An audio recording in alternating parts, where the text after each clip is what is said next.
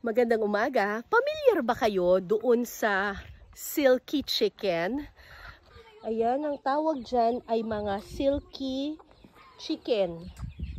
Mga galing sila ng China. Para siyang manok na buhaghag yung buhok.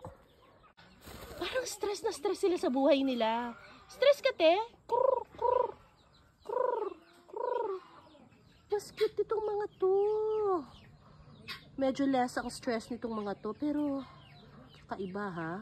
Silky chicken ang tawag sa kanila kasi kapag hinawakan mo raw yung feathers nila, malambot daw, parang silk and satin. Charot.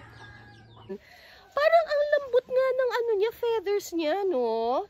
Tapos, ang peculiar, ang unique doon sa mga manok na ito ay kahit puti yung kanyang balahibo, yung laman nito at saka yung buto, itim. Tapos, eto pa, yung paa niya, di ba yung paa ng manok, 4 lang yung daliri niya. Ito, 5. Yan, 5 yan. Hindi ko na lang mabilang pero basta 5 yan. 1, 2, 3, 4. Tapos meron pa dito 5. 5! Tapos, yung kanyang earlobe, kulay blue. Yun. Binibreed nila ito dito sa Siniloan, Laguna. Okay ka lang? Okay ka lang? Abangan ang mga silky chicken sa Pinasarap!